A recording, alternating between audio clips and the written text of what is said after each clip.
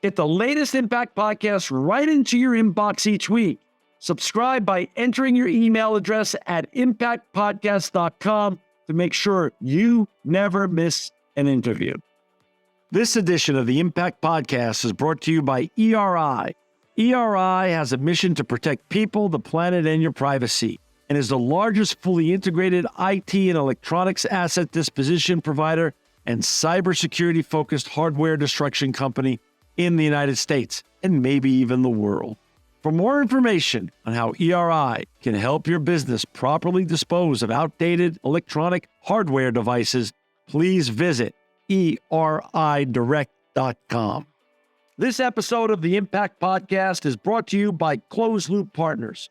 Closed Loop Partners is a leading circular economy investor in the United States with an extensive network of Fortune 500 corporate investors, family offices, institutional investors, industry experts, and impact partners.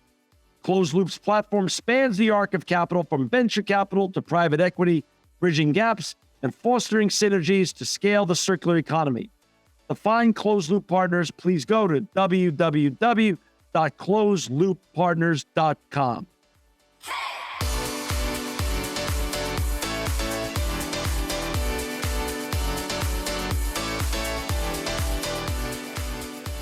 Welcome to another edition of the Impact Podcast. This is a special edition. We've got today with us Robert Bernard. He's the Chief Sustainability Officer at CBRE. Welcome, Rob, to this Impact Podcast.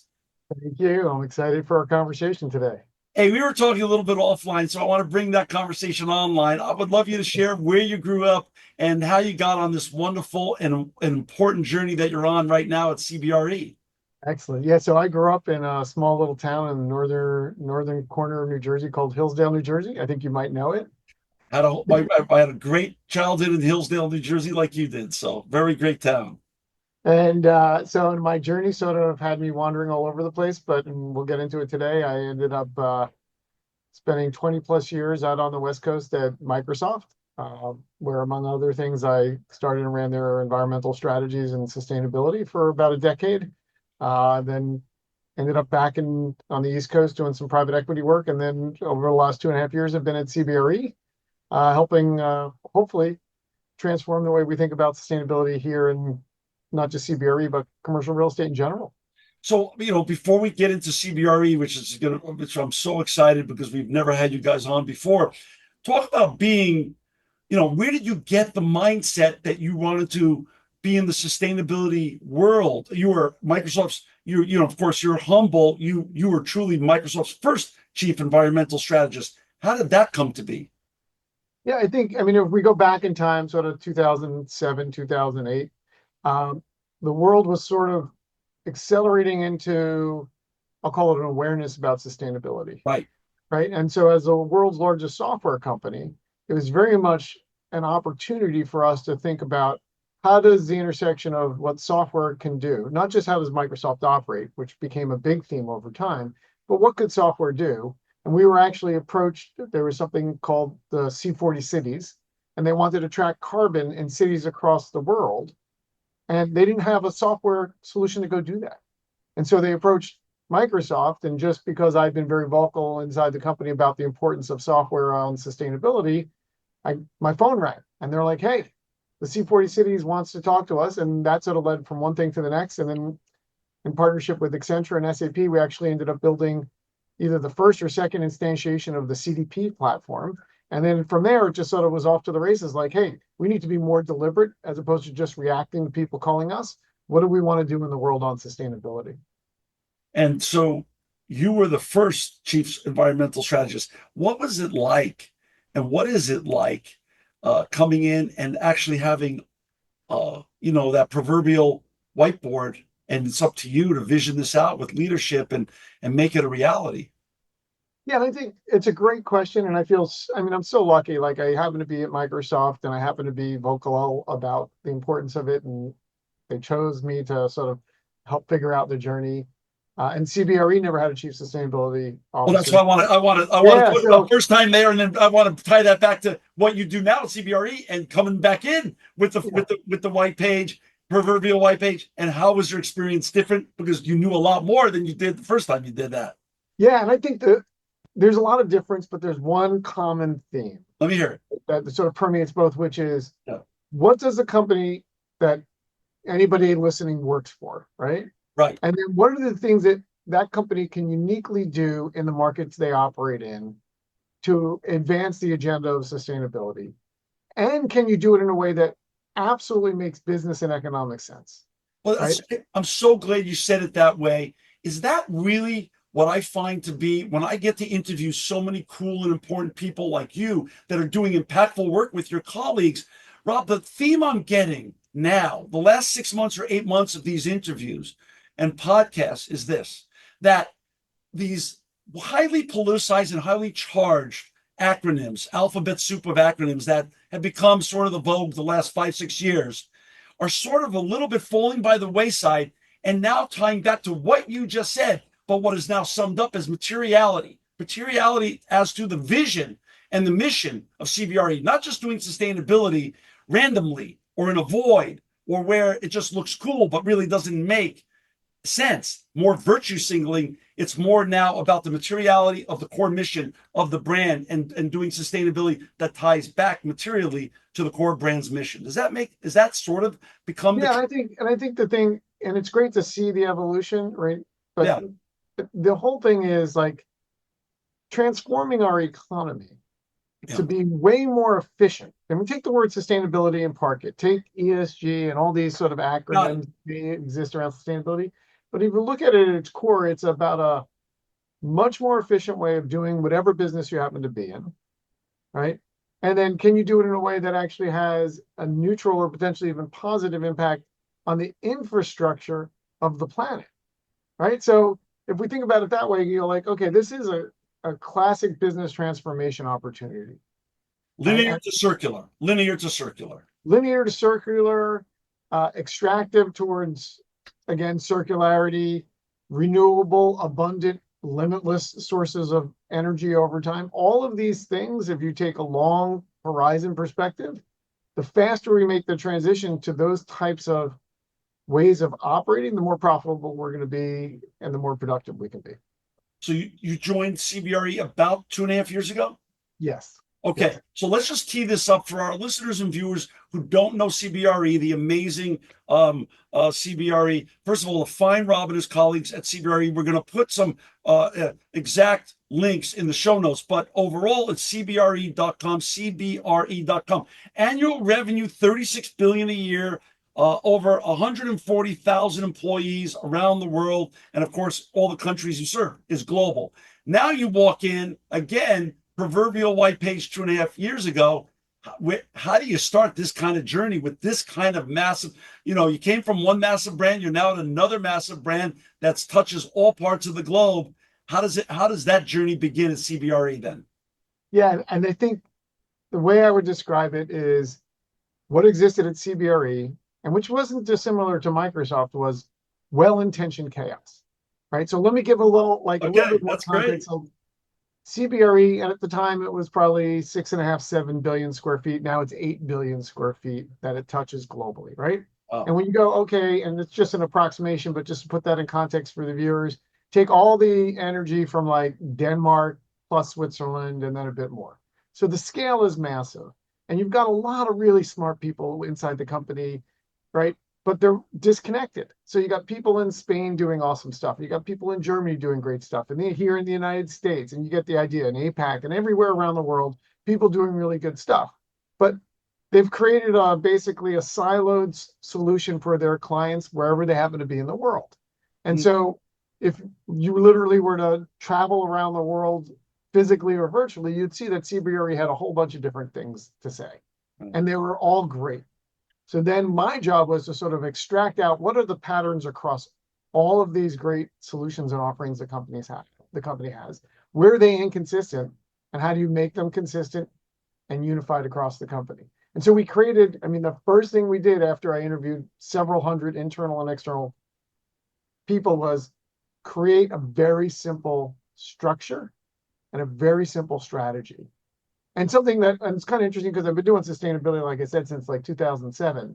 The complexity has exploded. We could spend an hour just talking about What does CSRD mean? And how do you do reporting? How do you report to CDP? How do you think about SBTI, et cetera, et cetera, et cetera, right? So you have this mass complexity, and our job is to simplify that, because the goal is to actually accelerate like value creation and to accelerate sustainability. So in order to do that, you've got to take this complexity and make it very simple for internal customers and external customers to understand. How do you, I love that, what you just said. Well-intentioned chaos is such a brilliant way of summing it up. How do you then remove silos when you come in? And is it easier to walk into well-intentioned chaos, or is it easier to walk into a void of anything going on in sustainability and just literally starting from ground zero? How did, when you intellectualize it, how do you come out on that? Yeah, I think the answer is both create opportunities. And the Right. reality is both exist simultaneously. Right, In some markets, we have this, this well-intentioned, not to overuse the phrase, but like this well-intentioned chaos. right. But in other markets, you'd go, or other parts of the business, and people are like, yeah, we're not thinking about sustainability at all. So we have both of those conditions that exist. Right? But if you take, again, back the fundamental thing, and like we can talk about business and how you think about Yeah. return on investment and all that stuff. But it's like, start with the end in mind. What's the outcome we want for the customer, right? Improved outcomes for the customers. You start with that, and then you start to walk backwards. And there's two things. If you're already working on sustainability and I can help you go faster by giving you tools and frameworks and value propositions and relationship access that you didn't have before, you're super excited in this world where you used to be islanded in a given country to be like, wow, I've got the power of this 140, 150,000 person company behind me now. I get to go. If you haven't been in the game because you just haven't thought about sustainability, we say, look, you can actually differentiate your business through sustainability for your clients and customers. Now all of a sudden you start to lean forward in the chair, versus if I show up and say, hey, John, you know what? You got to do this, this, this, and this, and this because it's corporate overhead and corporate tax. You're like, hey, Rob, I got 1,000 other things that happen in my day, literally. Right? Like, what's in it for my team? Right. Like, and a lot of people say this, like, I'm super into the environment and I do these things personally, but I have to justify the action. So my job is to say, let me translate outcomes and actions into things that are relevant to you as a stakeholder in this company or in this world. I'm going to just start with a simple example. Is our suite leaders, when they're looking for corporate offices, if I have a choice of if I'm a C-suite leader at a large corporation, and now I have my broker and he's showing me two AAA beautiful buildings in choose any city, USA, in downtown Chicago, that I'm going to put my headquarters for my fast growing AI company into. And when my broker's showing me these two buildings, one's a CBRE managed building and one is a competitor, and your building is AAA LEED certified, whatever that's called, platinum certified, and the other building is not. Am I, as a decision maker, are you finding, practically speaking, would I rather, even given if the rates are a tick higher, am I choosing the LEED certified so this way I can put that in my annual impact report, and it could also permeate the culture of my company in terms of how things are done? Yeah, so I think the answer is it depends, and it's not universal, right? More yes than no. So I think we did a survey, and we can sort of put the links in the show notes. Sure. That says, I think it was somewhere around 70% of occupiers said yes, this was a key issue in their decision making. And I'd go even further, where if you said to me Chicago, which is interesting, yeah, we now literally flew over to London. Your ability to rent space or actually lease a space if you're an owner requires certain levels of increasing sustainability. So in some cases, it is no longer even a choice. The market basically is saying, hey, you have to take certain action as a landlord because there's regulatory pressure as well. So depending on where you are, it is not just occupier choice, it's regulatory pressure or investor choices. And many investors are saying, wait, my buildings in the long run are going to be worth more. If there's certain things I do, like who doesn't want to be in a more efficient building because it means that you're paying less in energy bills? Oh, and by the way, it means they probably thought a bit more about air quality and all sorts of other stuff. So it usually comes, like you said, AAA spaces, 2 AAA spaces in Chicago.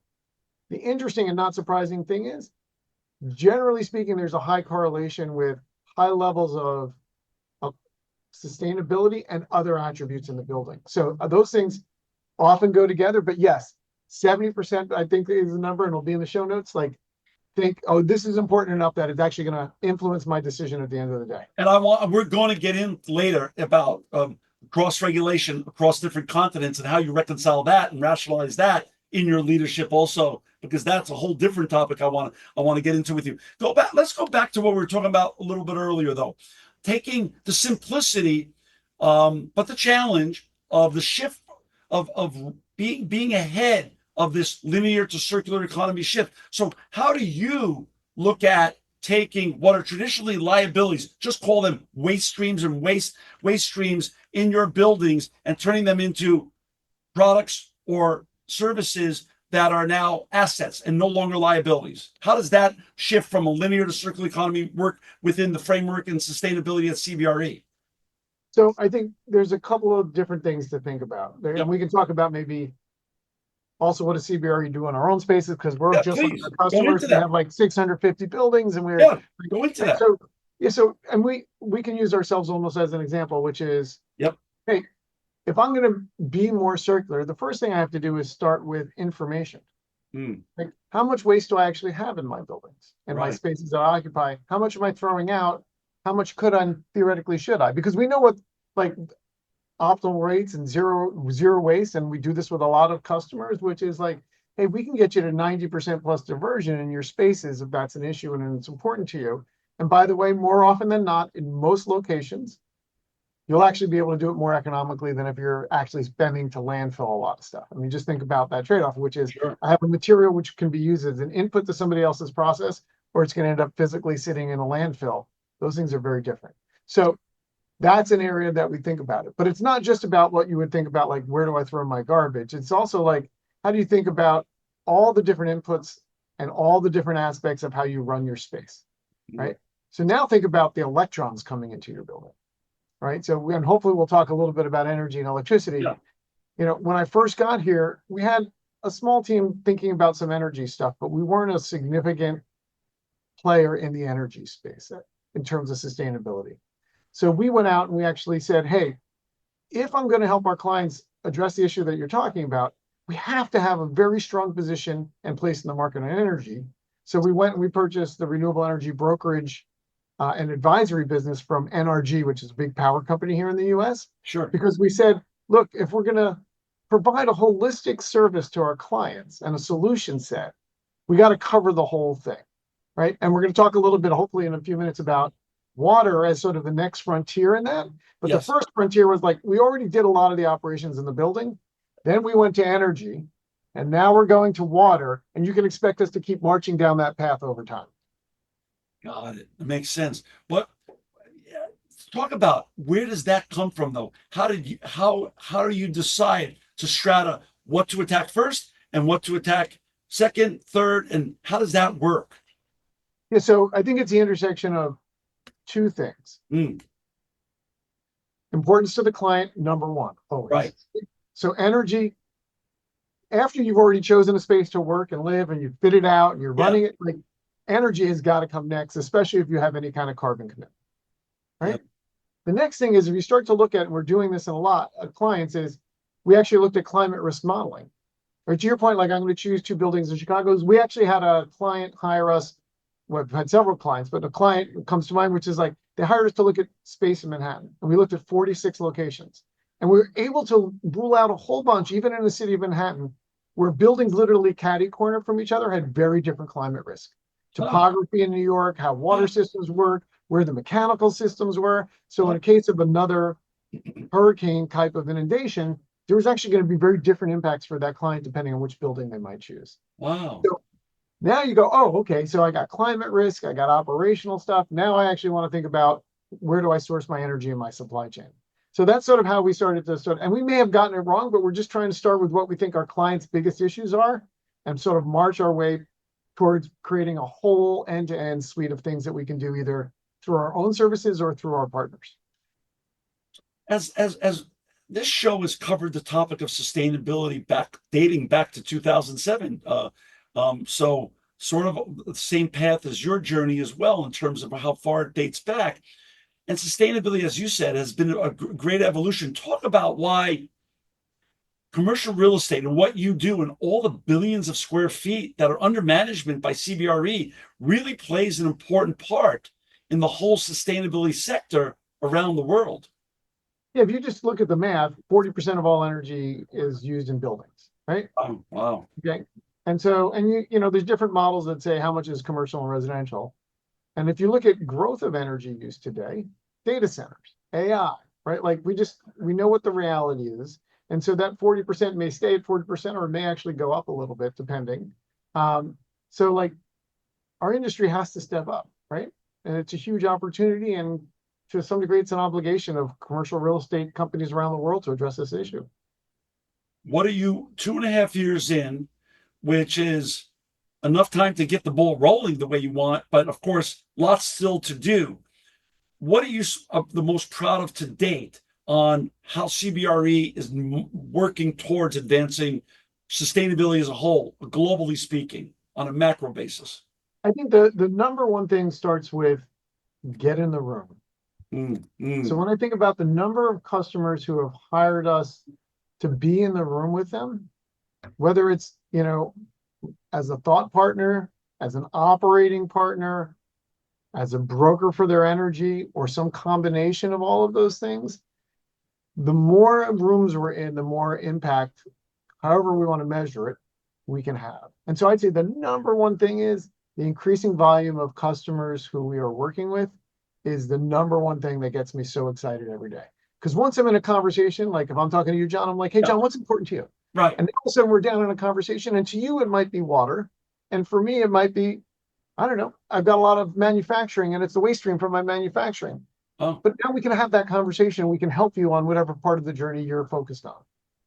Rob, what changed? How much has that changed to that exact point of what's important to clients like me when I go into commercial real estate opportunities?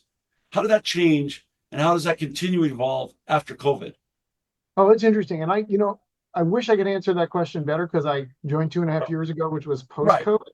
Understood. Right. But I think the thing that is changing real time is, especially for large companies who are gonna have more and more dependency on AI, right? The level of prominence of thinking through their impact on sustainability of their data strategies and their AI strategies is just coming into the conversation even more than as recently as 2 years ago.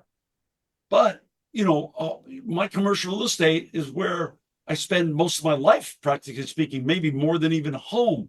Has air quality, more natural sunlight, and better building hygiene come into play? Are people more focused on that post-COVID? Is what, even though you weren't there, you have access to information that predates you in the commercial real estate section. Do you feel that people are much more concerned just personally about the space that they're in on a regular basis now? I definitely think there's more concern about well-being at the intersection of commercial real estate and people's experiences. And so a lot of that, frankly, spans in a great way, well beyond sustainability, right? Got it. Understood. For our listeners and viewers who've just joined us, we've got Robert Bernard with us. He's the Chief Sustainability Officer at CBRE. To find Rob and his colleagues and all the important and great work they're doing in sustainability, please go to www.cbre.com. There'll be direct links also to all his other great work at CBRE in the show notes. You don't have to stop, write anything down, or stop walking the dog or lifting your weights or whatever you're doing while you're listening to this. Rob, I know you have an announcement to share with our audience and listeners today. I'd love you to share that now. Absolutely, John. So, we're really excited, and we've been talking quite a bit about, sort of walking down the continuum of incredibly important things to our clients. Yeah. And so last year we purchased, like I mentioned earlier, big renewable energy brokerage and advisory business. And increasingly, especially because of AI, but not only, and because of things that are happening with climate and weather, water and water scarcity and water quality is becoming way more important in commercial real estate and for our customers. Wow. So we took the step back and we said, hey, if we want to enter into this to provide value to our clients, what's the best way to do that? So we took the step back and we looked literally across the globe, and we decided that we think the best company in the world on this is frankly Ecolab. They bought a company called Nalco a number of years ago, And you guys, people out there are probably seeing they do cleaning supplies. So back to your, Sure. like what happens post-COVID. Yeah, they're doing great work there, and we're doing a lot of work with them. But like they have this amazing set of tools that says, hey, John, when you think about water, don't just think about your water bill, because in general, water's not crazy expensive with a few exceptions in a few markets. But your dependency on water is massive. It's in your HVAC systems. If you're in manufacturing, it's in your manufacturing. If you're in something like chip manufacturing, like you're at another level of like the purity of that water is well beyond what I think most people would ever imagine is possible. And so we want to be the partner that says, hey, look, we can think of a holistic process with you with Ecolab sitting by our side to help you optimize water. And when you do that, it's not only just impacting water, it's impacting your energy system. It's impacting the quality of how things are manufactured in your facilities, how you think about your data center and its ability to operate for the next 20 to 30 years. So we're super excited about this partnership, and so to stay tuned for not only more work with Ecolab, but a couple of more partnerships that we hope to announce in the near future. That's wonderful. Congratulations. That's just wonderful. Let's go back to energy, electricity. You have to deal with NRG. We've been dancing around the terminology of AI. How is AI, in your experience, helping you and your colleagues in sustainability do more with less? Oh, it's potential is massive. So I'd be excited to come back a year from now and talk in even more detail. We're going to have you back a year from now. Yeah, See, but I know sustainability has no finish line anyway. It's just a darn journey. It is. And so, especially coming to this from having spent 20 years in tech, like as soon as I got here, I started to look at what was happening because AI was sort of unfolding at massive speed in front of us. It's like, oh my gosh, what's all the data that we could pull together that exists in the world that would impact and influence the way we can help our clients? And so we've actually built a series of tools that my own internal teams use to actually aggregate information that we have access to. Some of it's public, some of it's private. So I could sit with you and say, hey, John, look, I looked at your stuff and here's where I think you may have a lot of climate risk, or here's where I think you might have a lot of inefficiency. And so we're going to, evolve this tool a lot over the next several, I'm sure almost several years for as long as I do this job. But like I'd say we're in the first innings, and it is absolutely transforming the way my team works. Is it fair to say that in the future, out of your 8 billion square feet, that you're going to be able to sit at your desk in the position that you're at, and you'll have a KPI dashboard on almost every square foot that CBRE manages around the world? We absolutely need to get there. And so, and part of it, I mean, go all the way back to the beginning of our conversation. Yeah. Starts with access to information. Yeah. Right. So one of the first things we need to do, and we're doing this very actively, is say, hey, John, back to your example in Chicago, right? Yeah. Like you're choosing between two buildings. What are the lease clauses that make sure that you and us, if we're fortunate enough to be the manager of that space for you, get your utility data, get your water use data, get your air quality data if that's important to you. And a lot of times leases historically, think about somebody who's been in the same space for 20 years, every 5-10 years they're renewing that lease, didn't address that. Right. So we think really hard, like the first ingredient for success is information. Then it's insight, and then it's action. So you sort of got to go down that journey together with our clients, but also with your landlord. Or if you're the landlord, you've got the opposite thing, which is, hey, I want to have the relationship with the tenant where I've got some bi-directional flow of information here. Is the concurrently with the development of AI, and as it evolves in front of all of us, and part of all of what we do, is then the tools, the tracking tools to be able to track the information in these buildings, to be able to feed the AI beast, so then the AI algorithms can analyze and then give you the right information that you need to make the best decisions? Oh, absolutely. And a lot of this, like, without getting too in the weeds on AI, right? Which is, you and I could both build a model, right? Right. And the thing that I love about being at CBRE is we have so much data. So if you're at CBRE and I'm not, let's reverse roles. And I point my data at a bunch of what's called synthetic data, which is, hey, I have an idea of how math might work in this place, and I point AI at stuff I think I might be able to find. That's very different than if I say, no, John, you're sitting on meter data. You're sitting on utility bill pay. You're sitting on all this stuff. And now you take the AI engine and point it at that. The results are going to be significantly more robust.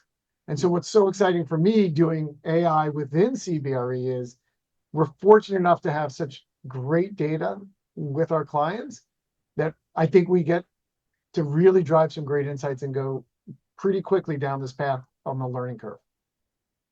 I want you to share some advice with our listeners and viewers out there that are the next generation behind us. There's a whole generation of high school, college, graduate students now, Rob, that are watching traditional media or reading traditional media, Wall Street Journal, New York Times, Bloomberg, CNBC, all CNN, all wonderful and legitimate and credible news platforms and even social media platforms. And all they keep hearing now is that AI is coming for their career. AI is coming for their job. How would you coach them? How would you mentor them that to approach AI from a different perspective, not out of fear, but as embracement to use it to better their career? How does that, what's on your mind now in terms of the next generation and how they can best leverage AI to help advance their dreams and goals? Yeah, I think, if you look back, and this is not my area of expertise, but if you look back throughout history, inventions were always going to be the end of employment, right? Right. So we used to have 80% of this country, I think, if I have my data right, doing agriculture. And then when we started to automate agriculture, it was going to be the end of careers, right? I was recently listening to a podcast about the history of data centers, and I didn't realize that when IBM introduced sort of tape and punch cards, Yeah. especially post World War II, it was going to be the end of employment. And Wow. so there's this natural tendency is when you can't necessarily, because you can't know what the future is, Right. right? But when you give people new tools, people are incredibly creative and energetic, enthusiastic. And, there's a bunch of mistakes along the way. But I mean, I was fortunate enough to be sort of at Microsoft when the internet really exploded. Sure. And we couldn't have imagined a lot of the stuff we're doing today. So I don't know where we're going to go with AI, but like uncertainty can be unnerving, but it could also be really exciting because like you can do all sorts of things now from your dorm room or your apartment or your house that you wouldn't need production studios or massive amounts, frankly, of consultants to do before. I can write math models and look at things from my computer today that I would have to have hired a group of people to do historically. Yeah, I was listening to a podcast recently where Jeffrey Katzenberg was talking about making animated films. And he said using AI compared to the days that he was at Disney and Pixar, that he's now going to be able to make animated films for 90% less cost than he used to make them 20 years ago. Yeah, it's Just great. amazing. It's great. It's just great. But we talked a little bit, we touched earlier, and you gave a great example of decision-making processes, the difference in decision-making processes for potential tenants in London versus Chicago. Talk a little bit about the position you sit in, given that you have a global footprint with billions of square feet under management, but over so many different continents that some are moving faster in sustainability on the linear to circular economy regulations. Some are moving slower. And it becomes this patchwork quilt around the world that you have to constantly be vigilant on and manage and understand to be able to even make the best decisions. When is there a time that you foresee, given that you're, for lack of better terms, a sustainability OG, that there's going to be some sort of day of reckoning of rationalization or harmonizing of these rules and regulations around the world? Or how do you manage that well-intentioned chaos? Yeah, it's a great question. I think the answer is it's a mix. Mm, Where we're seeing harmonization already is on some of the underlying principles and requirements for global or large regional reporting.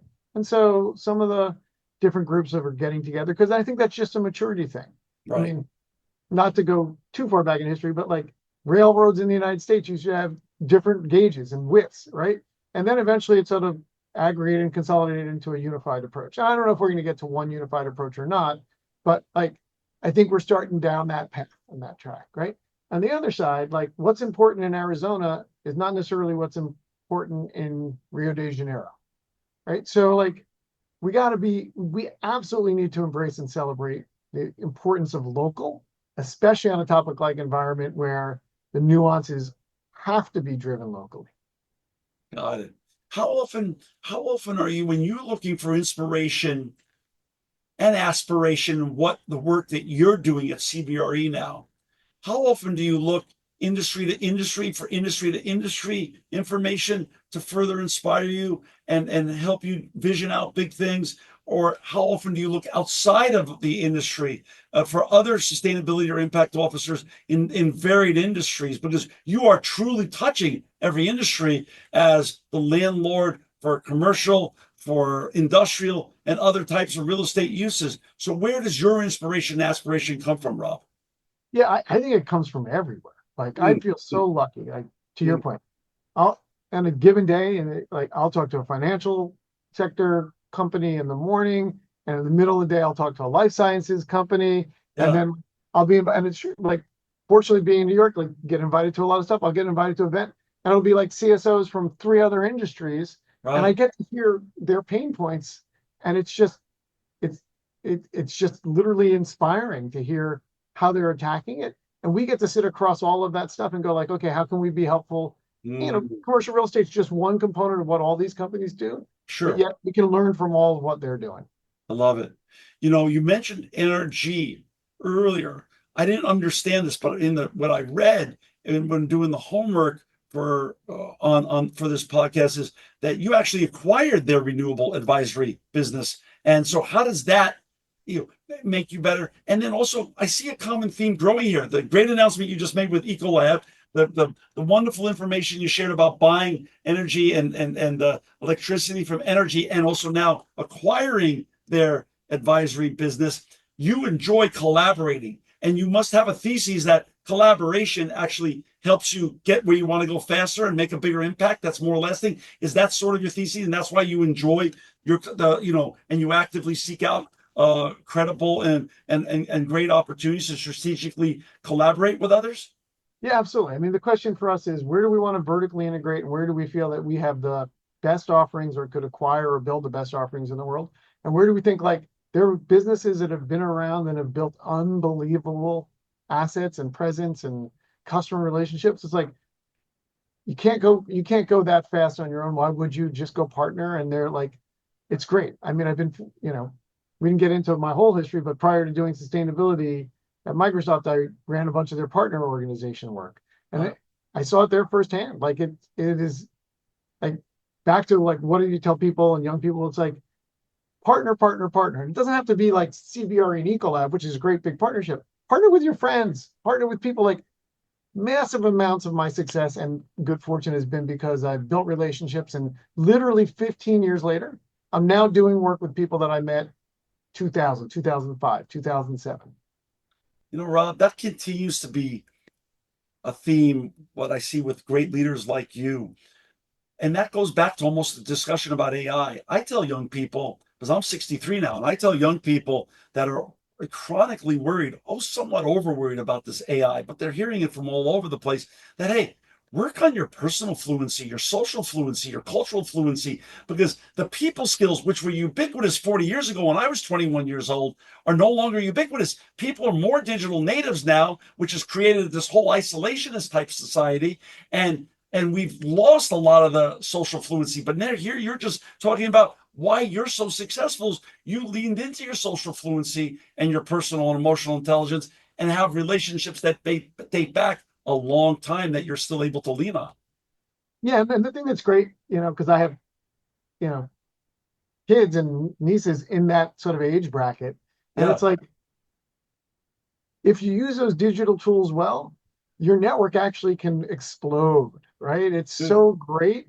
So yes, there's definitely a risk of isolation, but there's also it's never been easier to be in touch with somebody. I recently just reconnected with somebody from 15 years ago that I worked with at Microsoft, and all it did was I still had their information on my phone and I texted them. That's And then boom, right back in the loop. So it's great. Like, yeah, the ability to build relationships over the career is probably one of the greatest gifts and the greatest investments you can make. that's so smart. Rob, you've been there 2.5 years. You've already accomplished a lot.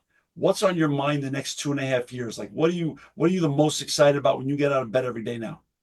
I think it's I think we're just in the beginning stages of positively disrupting our own industry to drive sustainability and business growth at the intersection of those two trends. Like, I know what's going on in the political atmosphere. I understand the pushback. There's different camps and all that stuff. But if you just take a through line, it's very simple, which is where we started this conversation. Sustainability can drive value creation. And so I'm super excited because whether it's the Ecolab thing, which we're super excited about, or the AI thing that we talked about, I feel like we're just now getting these building blocks together to really show the marketplace over the next 2 to 3 years, like the massive amounts of value creation we can drive, whether you're an owner or you're a tenant, wherever your role is through commercial real estate. Well, we can't wait to have you back on, because as you and I know, sustainability is just a wonderful journey. There's no finish line. And you're going to continue to drive great value creation for your clients and tenants around the world. I'm sure of that, Rob. Thank you again. Hey, for our listeners and viewers, he's Robert Bernard, the Chief Sustainability Officer at CBRE. To find Rob and all his colleagues and all the important and impactful work they're doing at CBRE, please go to www.cbre.com. Rob, thanks for the generosity of your time today, your vision, your wisdom, but most importantly, thanks for making a career and how you've made the world a better place. I'm really super grateful for that. Hey, John, thank you so much for inviting me to spend time with you. This edition of the Impact Podcast is brought to you by Engage. Engage is a digital booking platform revolutionizing the talent booking industry. With thousands of athletes, celebrities, entrepreneurs, and business leaders, Engage is the go-to spot for booking talent, for speeches, custom experiences, live streams, and much more. For more information on Engage or to book talent today, visit letsengage.com. This edition of the Impact Podcast is brought to you by ERI. ERI has a mission to protect people, the planet, and your privacy, and is the largest fully integrated IT and electronics asset disposition provider and cybersecurity-focused hardware destruction company in the United States, and maybe even the world. For more information on how ERI can help your business properly dispose of outdated electronic hardware devices, please visit eridirect.com.